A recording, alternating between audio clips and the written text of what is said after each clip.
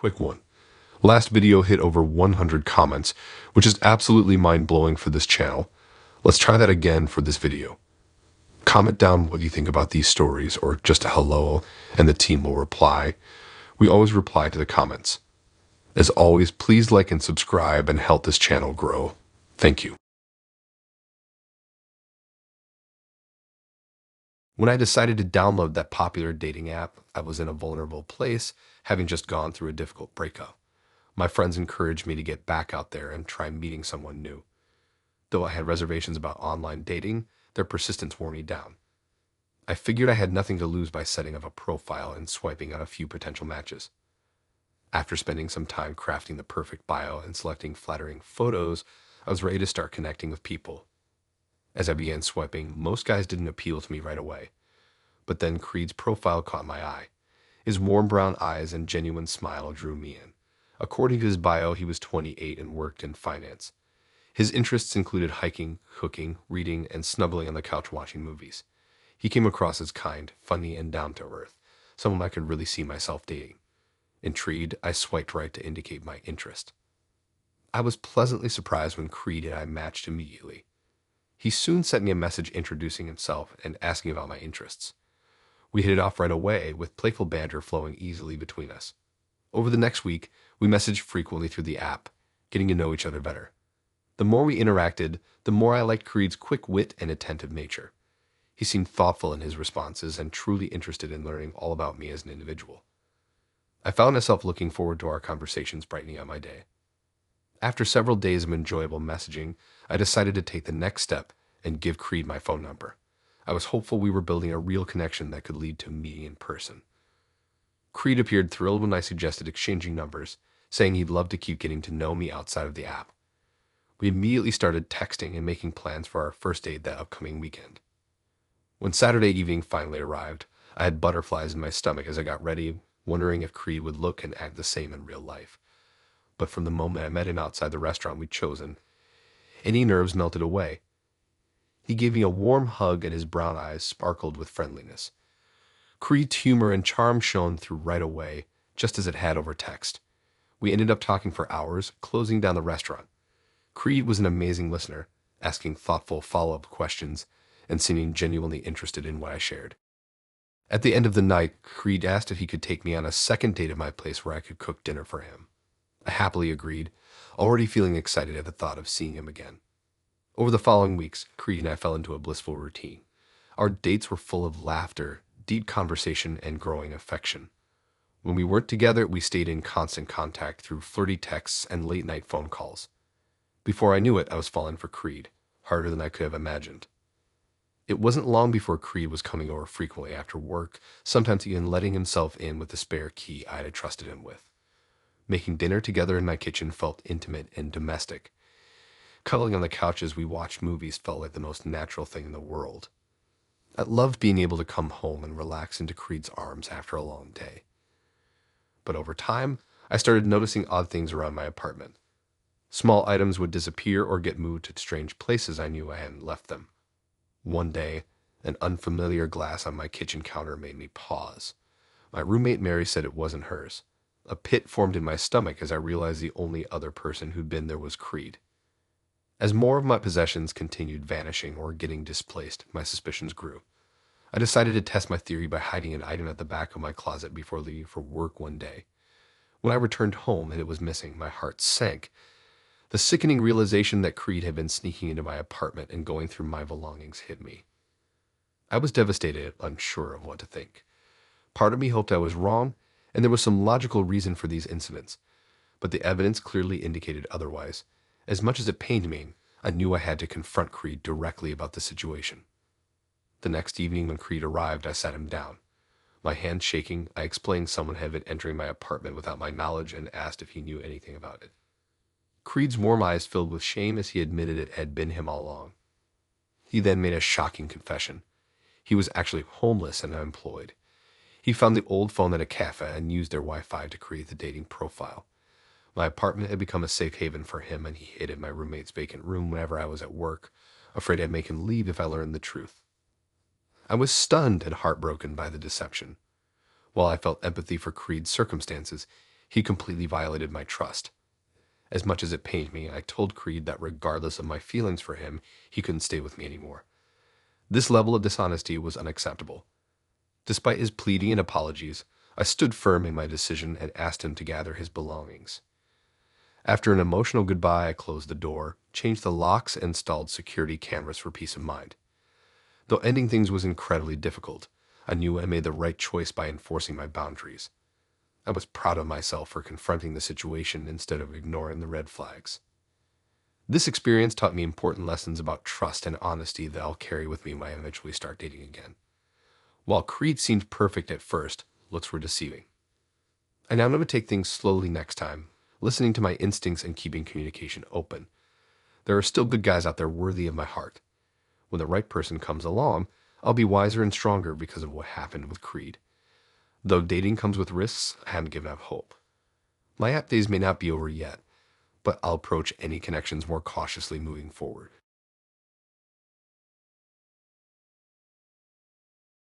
It started out like any other match on a dating app. His profile seemed totally normal, just a regular guy in his 30s who worked an office job and enjoyed pretty generic hobbies. We exchanged messages for a couple weeks, discussing our shared interests in cooking and travel, before agreeing to meet up for dinner at a local Italian restaurant. The first date went really well. Conversation flowed easily over pasta and red wine. He came across as kind, but shy, but very attentive and interested in learning more about me. I didn't think much of it when he mentioned recovering from a recent bout of flu. We all get sick sometimes, right? Over the next few weeks, we met up for dinner, saw some movies, took a weekend trip to the beach. I was really starting to like him. He was always checking in to see how I was doing and following up to make more plans. About a month into dating, he told me the illness he had mentioned earlier was much worse than just the flu. He said he had been hospitalized for several weeks prior to meeting me for a rare blood disorder and that he had nearly died. I felt awful hearing about what he went through. I couldn't imagine how scary that must have been for him. I offered to help in any way I could, cook for him, pick up medications whenever he needed. Over the next couple months, his health seemed to deteriorate rapidly. One week he would seem totally normal.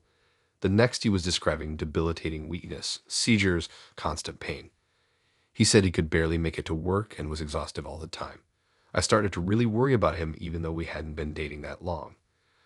I tried to research his alleged illness but couldn't find anything matching the myriad of symptoms he described.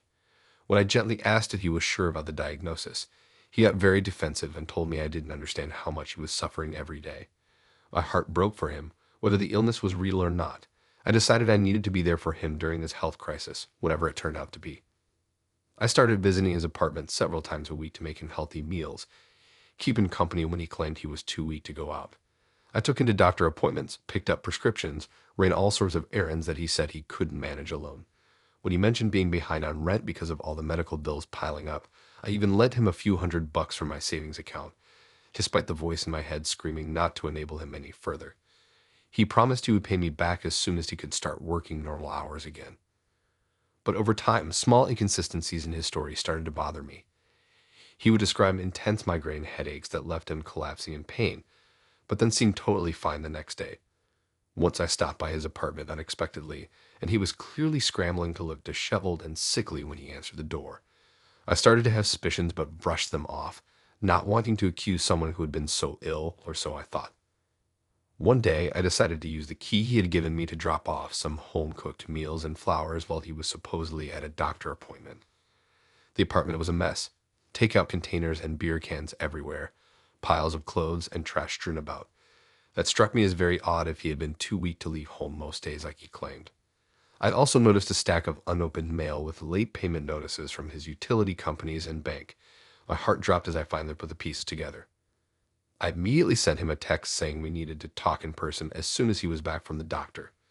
He blew up my phone asking what was so urgent, but I refused to discuss it any further over text or phone call. My mind was reeling, wondering how and why someone could lie about something so serious. When we met that evening, I point-blank asked him if he had been lying about being sick all this time. He vehemently denied it at first, saying I was crazy for even suggesting such a thing when he had been so ill. But as I continued laying out all the inconsistencies I had noticed and evidence I had found of his lies, he started to crumble. He admitted that he had made the whole thing up shortly after we started dating. There was no blood disorder, no chronic illness at all. He had faked symptoms for months, manipulating me into caring for him financially and emotionally. I was utterly shocked, feeling like I didn't even know the person sitting in front of me. He seemed remorseful, claiming he had fallen for me and the fake illness was the only way he could think of to make me stay in the relationship. I told him firmly that we would absolutely not be seeing each other anymore and that I felt completely betrayed and violated by his web of lies. The next day, I filed a police report about the situation in case I ever needed documentation of his elaborate scam. I'd also contacted the dating app where we met to report his profile, hoping they would ban him from using their service to trick other women. I blocked his number and unfollowed him on all social media, not wanting to ever hear from him again. I knew I would never get back the money I had lent him, but at least I could try to prevent this from happening to someone else. I'm still processing the sheer depth of manipulation and deception. The fact that someone could convincingly feign a serious illness for months just to control someone. It hurts to think about all the care, time, and money I wasted on this person who completely fabricated their sickness. But I don't regret trusting my gut once things felt off and standing up for myself by cutting ties and reporting him. I'm a lot warier now about who I interact with from online dating sites. But this traumatic experience has made me stronger and won't deter me from trying to find real love. Just have to stay vigilant for any more dating app horror stories lurking out there.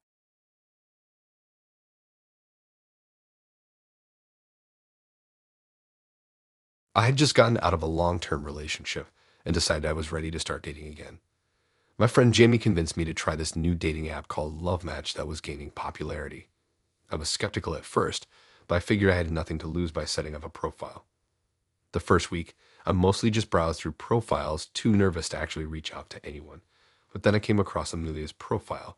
She was gorgeous, wavy auburn hair, bright green eyes, and a radiant smile that lit up her whole face.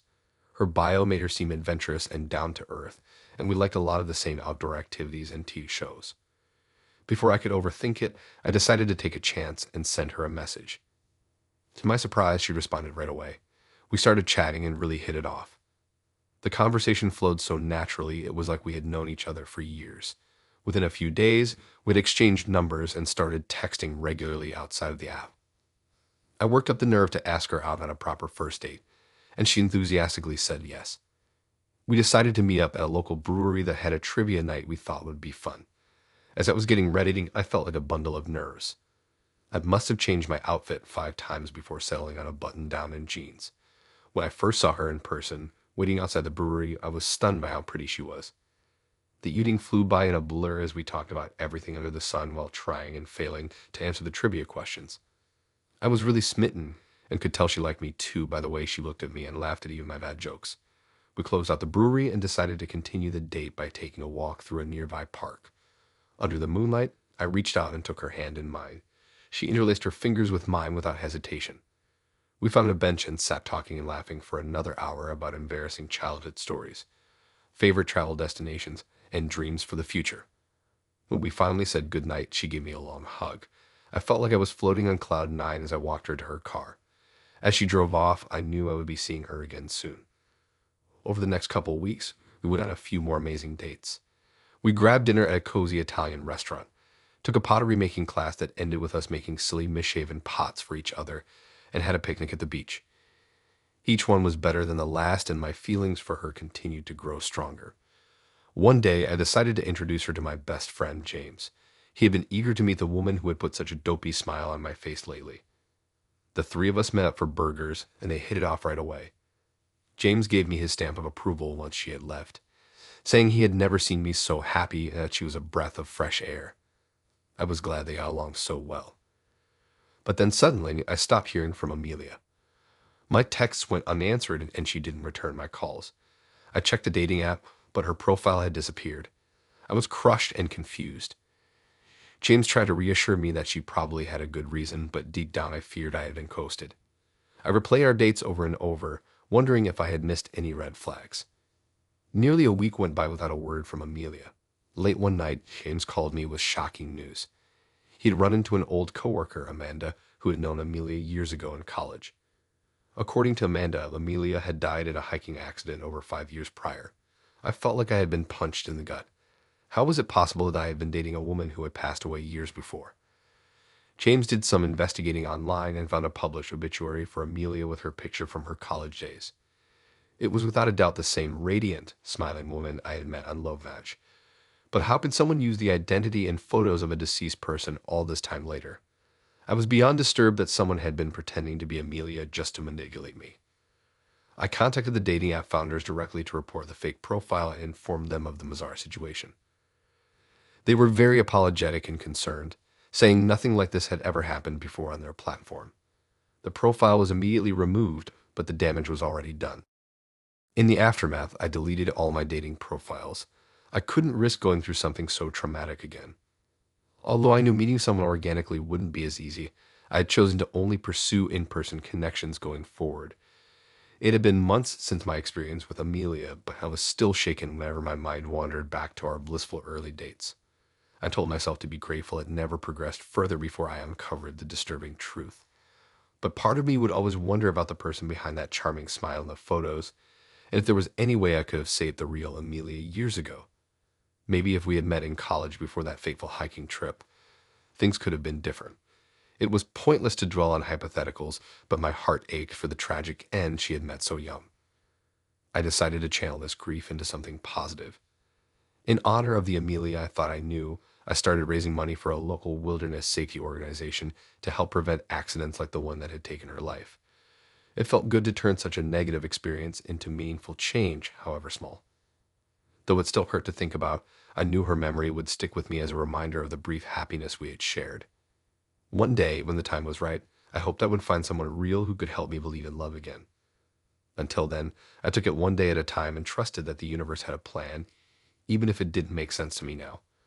Amelia was my friend, if only briefly, and I wouldn't let a malicious scammer tarnish the joy she brought me. Her spirit lived on in the good I chose to do in her honor. With time, I healed. Some scars never fully fade, but we learn to embrace them as part of who we are.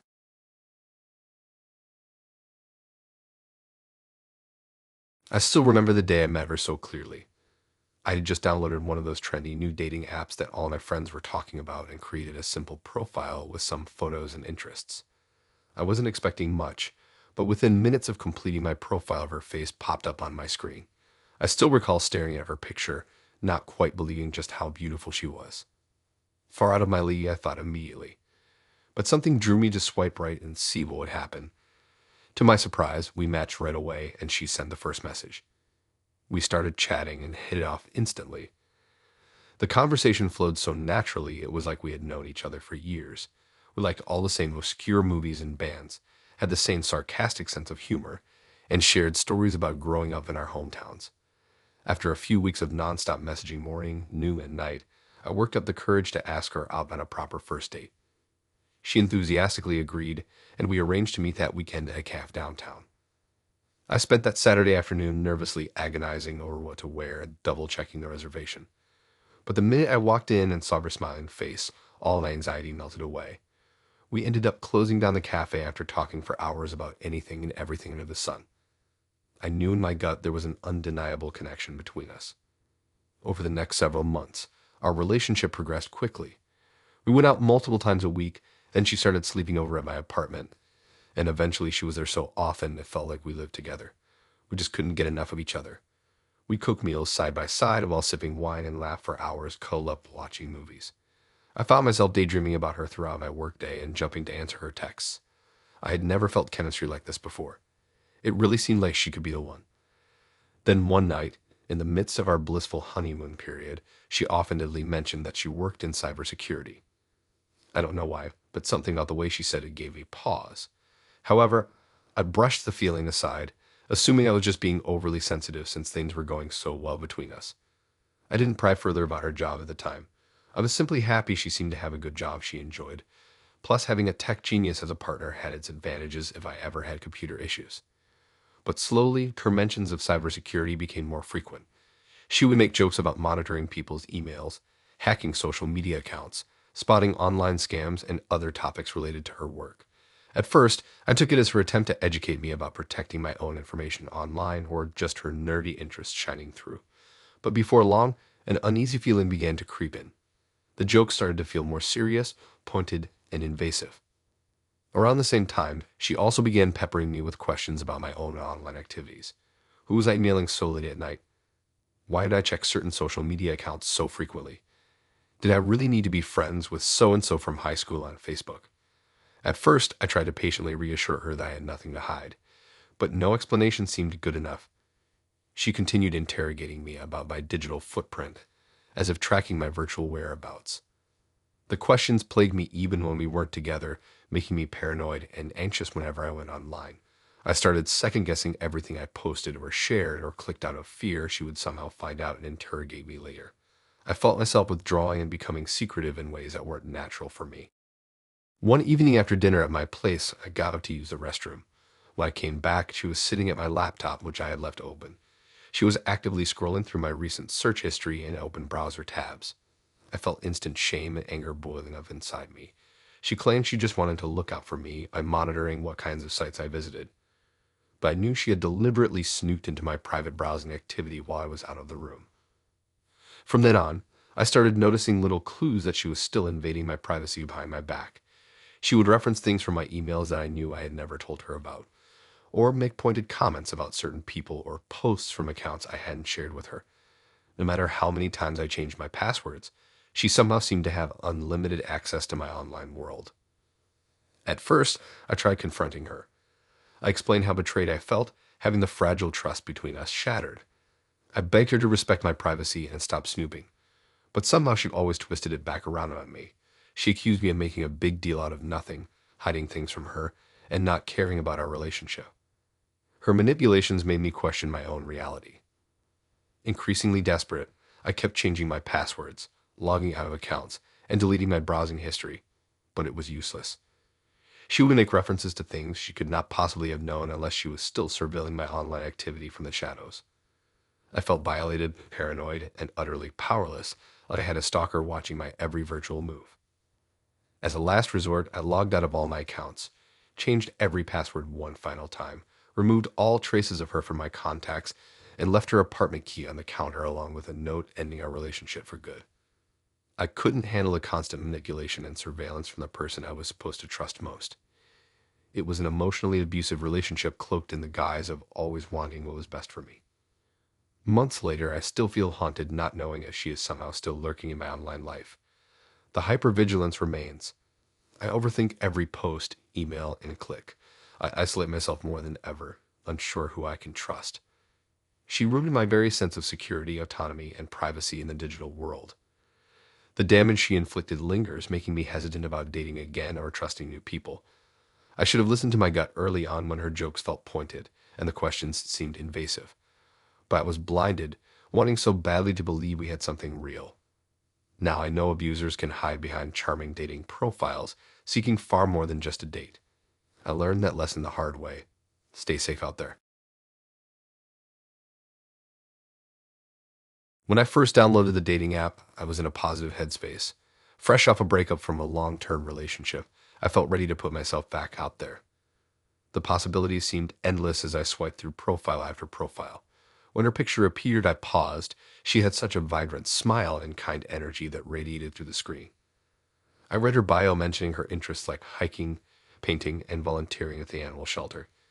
She seemed compassionate, creative, and most importantly, genuine. After only a brief moment of hesitation, I swiped right, not expecting much but feeling hopeful nonetheless. When we matched immediately, I took it as a promising sign. I sent the first message complimenting her infectious smile. To my delight, she replied right away, thanking me and asking thoughtful questions about my latest travel adventures highlighted in my photos. I had just returned from backpacking across Southeast Asia, so we bonded over our shared sense of adventure and wanderlust spirits. Her messages were engaging and funny, with a flirty undertone that intrigued me. After several days of consistent communication, I worked up the courage to ask her to meet up for coffee. She enthusiastically accepted, and we made plans to meet that weekend at a quaint cafe near the park. As the date approached, I became increasingly nervous. It had been months since I had been on a first date, and the stakes felt high with someone who seemed so compatible on paper. When we finally met face to face, any nerves were put at ease the moment she greeted me with a warm hug. We sat at a small table by the window and conversation flowed effortlessly. We realized we had numerous things in common, from obscure foreign films we were obsessed with to our passion for fostering rescue dogs. I found myself laughing heartily at her quick wit and introspective observations about life. Before I knew it, we had been talking for hours about everything under the sun. Closing time arrived, to both of our surprise. We lingered outside the cafe, neither of us ready for the day to end. She shyly asked if we could take a photo together to remember this perfect first date. Though it seemed an unusual request, I happily obliged. She sidled close to me, held her phone up with an outstretched hand, and snapped a few smiling selfies. Little did I know then what she planned to do with those pictures. Things progressed quickly from that point as we fell into an intoxicating romantic rhythm. We met up several times a week, exploring new restaurants in the city and cuddling on the couch as we binge our favorite shows. On weekends, we would take scenic hikes with our dogs in the mountains or wander through farmers markets picking up fresh produce, as she was an amazing cook. About a month into dating exclusively, small red flags started to emerge. I noticed she would often pull out her phone and take pictures of me when I wasn't looking. During a romantic dinner, a casual car ride, or even just lounging lazily on the couch, she was stealthily snapping photos left and right. When I asked what she was doing, she had clever excuses ready, capturing memories or waiting to show me later how cute I looked when I wasn't posing. Though unsettling, I ignored my gut, not wanting to set a negative tone. Things escalated during a weekend escape hiking the mountains. As we trekked along a bright forest path, taking in the majestic scenery, she abruptly stopped me to get the perfect photo. Before I could even smile, she sneakily snapped a candid shot with her phone. Irritated by this point, I confronted her and said I don't appreciate the covert photos and to please ask permission first. She profusely apologized, saying she just gets carried away in the moments but would be more considerate going forward. I wanted to believe she meant it. Just a few days later, strange incidents started occurring. I received lewd messages on my social media from random men referencing provocative photos of me. They included links to CE websites, which I discovered contained countless private images of me. Shockingly, they were all candid shots from dates with my girlfriend, me smiling over dinner, hiking with my dog, staring off pensively. Each one clearly captured without my knowledge or consent. I felt sick to my stomach at this betrayal and violation of my trust. When I angrily called demanding an explanation, she initially played dumb. When I described the extent of the images published online, she broke down and confessed everything tearfully. She had secretly been selling photos of me to pseudo-voyeuristic websites, knowing they would profit off the illusion of private moments. She claimed she desperately needed the money and rationalized that I would never find out. Her weak excuses only amplified the pain of this gross personal violation. I ended it immediately and completely cut contact. But the damage was done. For weeks, I was consumed with rage and turmoil, knowing my personal images were being bought and traded like commodities without my consent. The websites refused to honor my legal request to remove the photos. Anxiety plagued me. What if new acquaintances had seen these photos? What if prospective employers came across them? I felt powerless and emotionally exposed with no recourse. Months later, I'm still struggling to move on and open myself up again to finding romance. My ability to trust has been shattered completely. I'm constantly analyzing potential partners, second-guessing their motivations. That natural optimism I used to feel about relationships has been replaced by fear and hesitation. I don't know when or if I'll truly feel comfortable again. This experience has fundamentally changed how I approach meeting people through dating apps. Where I used to see the potential in connections, I now feel distrust when strangers present carefully curated profiles and perfect photos. I pined for that former version of myself who could be vulnerable and hopeful before having that innocence betrayed so cruelly. What hurts most is that for a time, it had felt so real with her, but her actions exposed it was only an illusion, fabricating intimacy only to exploit it. My stupidity led me down an emotionally painful path with lasting scars. Now, any notification on my phone triggers paranoia about possible unknown photos circulating with strangers with ill intent. While I desperately want to find meaningful companionship, that desire battles against lingering doubt. It only takes a moment for lives to become intertwined online, for better or worse.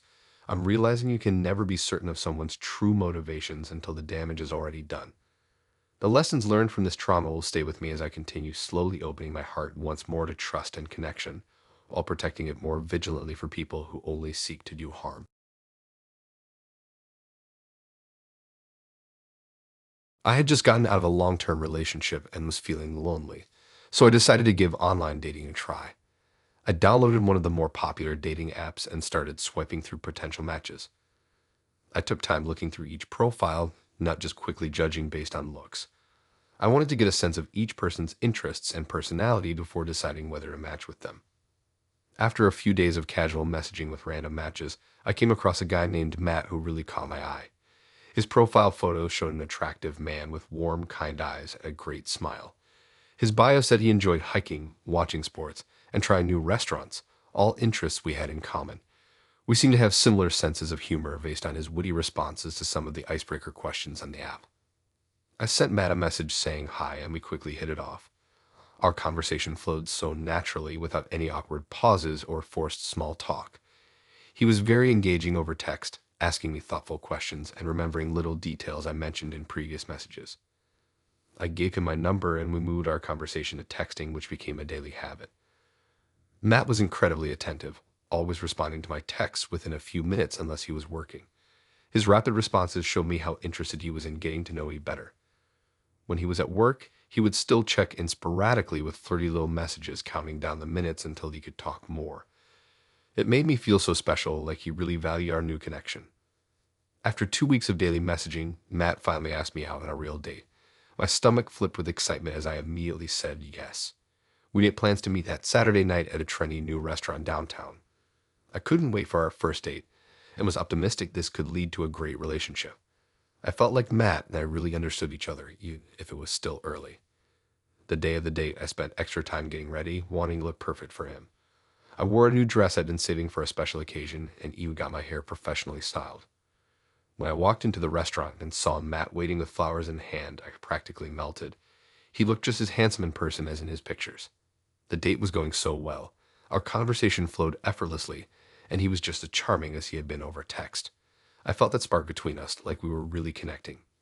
About halfway through dinner, I casually asked Matt if he had ever been married. His mood instantly shifted. He got quiet and nervously said he would prefer not to talk about past relationships this early. I was surprised by his reaction, but didn't want to ruin the night by pressing for details. I changed the subject, and we moved on. After dinner, Matt walked me in my car and said he looked forward to seeing me again soon. I drove home filled with hope that this could be the start of something real. Over the next few weeks, Matt and I continued dating, and I really began to fall for him. He was so kind, thoughtful, and easy to be around. I felt like I could be vulnerable and share anything with him. But in the back of my mind, I couldn't stop thinking about how he dodged my relationship history question on our first date. Anytime I brought up anything related to his past or family, he would shut down or deflect. Matt was usually so open that these topics seemed to hit a nerve. I started to feel like he was hiding something, which planted seeds of doubt. The evasiveness made me worry he had a troubled history with relationships or commitment issues. One day, my suspicions got the better of me, and I decided to do some social media snooping to try and learn more about this mystery man. I felt guilty going behind his back, but told myself I had good reason to be cautious after seeing those red flags. That's when I uncovered the truth. Matt wasn't single at all. He was still very much married, and his wife's Facebook showed no indication of separation. Shocked and hurt, I scrolled through photos of Matt with his wife looking happy together on vacation just a few months ago. My heart sank. How could he lie to me like this? I immediately texted Matt demanding an explanation. He tried to call me repeatedly, but I ignored it, too upset to speak to him. I was afraid I would say things in anger I'd regret. After a dozen unanswered calls, he finally responded with a lengthy text confessing everything. Matt admitted he was still living with his wife and had never filed for divorce like he led me to believe. She had no idea he was dating around behind her back. He claimed they were essentially separated despite still sharing a home. He begged for my forgiveness and understanding. I felt sick to my stomach reading his excuses and justifications. I couldn't believe this man I cared so deeply for had betrayed me in such a deceitful, shameful way. All the sweet gestures and late-night talks suddenly felt tainted by his dishonesty. I told Matt not to contact me again and quickly blocked his number before he could manipulate me into giving him another chance. I was devastated that my trust had been violated so badly by someone I saw a future with. It made me feel dumb for falling for his act and question if I could believe anyone from online dating. The whole experience left me heartbroken and wary of getting back out there. I deleted all my dating profiles, wanting to just be alone and heal. I felt foolish for ignoring those early red flags about his relationship history. I should have pressed him for the truth instead of being so trusting. It took many months and late-night talks with friends before I regained faith in people after what Matt did. For a long time, I was too scared of being lied to and hurt again to put myself out there. But eventually, I realized I couldn't let one bad experience hold me back from finding love. When I was finally ready, I gave dating apps another try, this time even more cautiously. I took things much slower, not letting myself get swept up in early infatuation. I also asked more probing questions about relationship status earlier to avoid another horror story. I knew now to follow my instincts, not just my heart. Though painful, I'm thankful for that learning experience with Matt. It taught me important lessons about moving too fast, spotting red flags, and not ignoring my doubts. I entered the dating world again a little wiser, with new boundaries and skepticism to protect myself. And I now knew the right questions to ask to uncover the truth about someone's past early, before feelings got too strong. While getting lied to and betrayed was awful, it made me a stronger person with a clearer view of what I want in a partner. I was no longer foolish, but empowered by self-knowledge. It took time to regain trust, but I think that caution will serve me well down the road. One day, I hope to meet someone genuine, flaws and all. And when I do, I'll go into it with open eyes and an open heart, informed by the past but not defined by it. I still remember the day I met Farah on that dating app. She lived in my apartment building, just a few floors below me, so it seemed really convenient at the time. Our first few dates were great. We really hit it off, talking and laughing for hours at the local coffee shop or over dinner. After about a month, though, things took a turn. The first red flag was how she would show up at my door unannounced almost every day. She said it was just because we lived so close, so it was easy to stop by any time she wanted to see me, even late at night. It started to feel suffocating, like I had no time to myself anymore. Within a couple weeks, she was coming over several times a day, even when I told her I was busy with work or just needed some time alone. I tried explaining that I was an introverted person and really valued having some quiet time to recharge, but Farah didn't seem to care. She would show up anyway, sometimes even knocking repeatedly if I didn't answer right away. I felt invaded and unable to set healthy boundaries despite my efforts. When I tried again to talk to Farah about giving me some space, she got very upset. She said I must not care about her if I didn't want to see her all the time. No matter how I tried to explain that wasn't true, that I just valued having some alone time too, she refused to even consider my perspective. She would start sobbing hysterically, accused me of wanting to end things, which wasn't my intention at all. I just wanted a healthy balance, some time for myself, but it always turned into an argument. Her unannounced visits started becoming more frequent, sometimes even multiple times in one day. Even late at night, like 3 a.m., she would knock on my door incessantly or sit in the hallway waiting for me to get home. I would wake up to dozens of missed calls and long, angry texts from her if I didn't let her in. She became irrationally jealous if I ever wanted to make plans with friends and accused me of sneaking around. Her behavior was becoming erratic, obsessive, and controlling. I confided in a close friend about what was happening, and they made me realize how toxic the relationship had become. I knew I needed to end it for my own well-being, though it pained me to hurt someone I had cared about.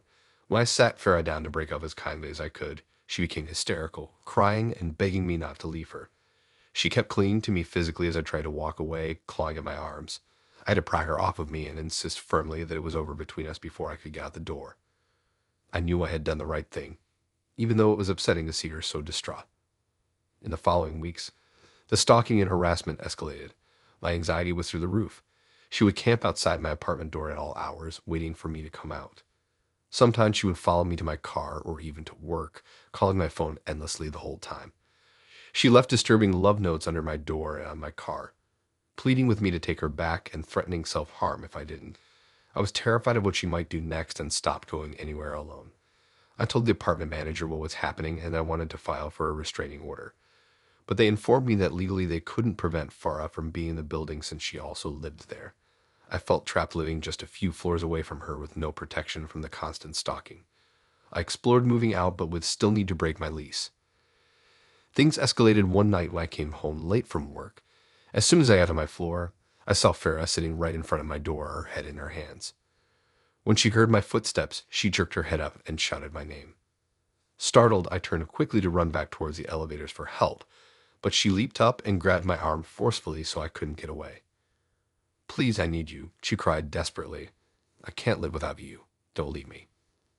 Adrenaline pumping through me, I broke away from her tight grasp and rushed into the open elevator, frantically hitting the lobby button. She tried to wedge her body between the doors, but couldn't make it in time before they closed. I could still hear her anguished screams as I descended to the lobby. My hands shook uncontrollably in the aftermath. I knew I couldn't stay in this building if she could access me so easily. The next morning, still rattled, I called the police to report the prior night's incident for documentation. Although they took my statement and concerns seriously, they also informed me there was nothing they could legally do to restrain her actions since she hadn't explicitly threatened my safety.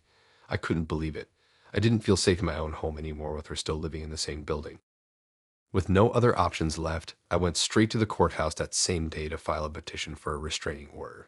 I knew it was the only legal recourse left that could put distance between us.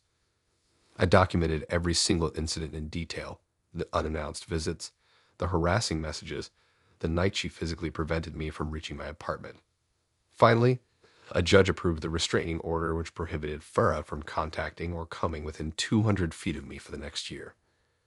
It came not a moment too soon. Just a day later, the police arrested Farah for violating the order when she was caught trying to break into my apartment while I was at work. A neighbor heard the noise and called it in. I came home from my office to see the front door damaged and partially broken from her attempts to get in. It pains me to think what could have happened if that restraining order wasn't already in place. I'm incredibly grateful I went through the process when I did. Given the gravity of the situation, I decided to break my lease early and find a new apartment across town, a fresh start far away from Farah. It was an extreme decision, but I knew I wouldn't feel safe otherwise. I moved all my belongings quietly without notifying her, with police escorts standing by in case she tried to interfere. Fortunately, she didn't show up then. Living in my new building now is an immense relief. I've changed my regular routines and cut off contact with most mutual friends to be extra cautious. I still find myself anxious at night sometimes, double-checking the locks and windows even though I know the chances of her finding me are slim. This traumatic ordeal definitely left emotional scars that will take time to fully heal, but I'm slowly feeling more at peace in my own space again. For now, I'm grateful for new beginnings and the lessons learned. I'll never forget the day I matched with Dylan on that dating app. His rugged good looks and charming smile drew me in right away. We hit it off instantly, messaging for hours about our shared interests like hiking and live music. When he asked me out on a proper first date, I eagerly said yes. We met at a trendy new restaurant downtown. The conversation flowed effortlessly as we got to know each other. Dylan told me all about his job, which required lots of travel to exciting places. He regaled me with stories of adventures in Paris, surfing in Hawaii, and sampling local cuisine in Thailand. I was enthralled by his spontaneity and lust for life. Here was a guy who really knew how to live in the moment. After dinner, we walked around the city hand in hand as Dylan pointed out some of his favorite spots. We shared our first kiss under the glow of the streetlights. I still remember the butterflies I felt in that moment. I thought to myself, I've finally met my match. In the blissful early months, Dylan treated me like a princess. He brought me flowers just because, took me dancing at the hottest clubs, and planned elaborate weekend getaways out of town. I was happier than I'd been in a long time. I gushed to my friends that I could see a real future with Dylan. About 2 months in, his work travel started to pick up. He'd be gone for a full week or two at a time to handle projects all over the country. I understood his job was demanding and tried to be supportive. We texted and video chatted when he was away. He always promised these long stints were just temporary. Once things calmed down, he said we'd go on a vacation together anywhere I wanted. I missed him terribly while he was gone, but felt assured this bump in the road would pass. The first red flag came when he posted a photo on social media looking cozy with another woman in Miami. When I asked who she was, he laughed it off as just a colleague and told me not to be so paranoid. He always had a way of making me feel like I was overreacting. I wanted to trust him, so I let the Miami incident slide. But over the next few months, more questionable things started piling up. Flirty comments from other women on his posts. Charges from jewelry stores in faraway cities on his credit card statements. Shady when I asked who he was texting so late at night. At first, I tried to rationalize each incident, but the sinking feeling in my gut grew stronger. Things finally reached a breaking point when Dylan went to LA for 2 weeks. An acquaintance sent me a photo of him holding hands with a pretty brunette at an upscale restaurant. As much as it stung, I realized I'd seen far too many of these misunderstandings. When I confronted him over the phone, he swore up and down this like girl was just an old friend. I was making a big deal over nothing. But I had finally seen enough. I knew he had other girlfriends in his frequent travel destinations.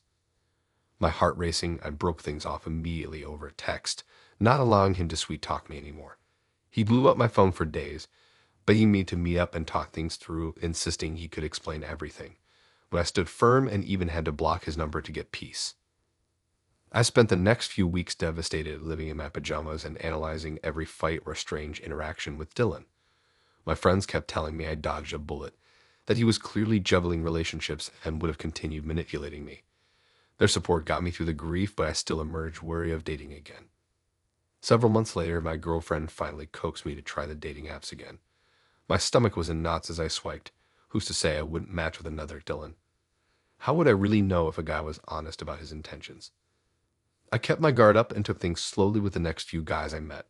At the first sign of evasiveness, I pressed him on it instead of explaining it away. To my surprise, I ended up meeting Tyler, who restored my faith in dating. We were open and honest about what we wanted from day one. Now we've been in a happy relationship for over a year. Looking back with hindsight, I'm glad I didn't ignore the red flags with Dylan. As painful as it was, it taught me important lessons. I learned to listen to my intuition instead of just wanting to see the good in someone. I don't blame myself anymore for what happened. Dylan was clearly living a double life and deceiving multiple women. I'm just grateful I got out before I wasted more time on someone who didn't deserve me. My advice to others post-Dylan is don't be afraid to walk away at the first sign of dishonesty. You deserve someone fully committed to you, not keeping secrets and juggling women. I used to make excuses, but now I know to take questionable behavior seriously instead of brushing it off. Getting your heart broken sucks, but it makes you a better partner in the long run. Dylan wasn't the right guy, but he led me to Tyler. We want the same things out of life, and I trust him completely.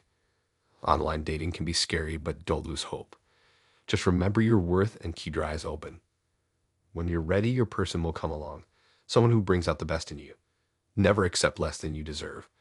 Be patient, listen to your gut, and you'll find the real thing, just like I finally did. Thanks for listening in. If you like these stories and want to hear more, then please subscribe and like and support this new channel. We have more stories for you to listen to.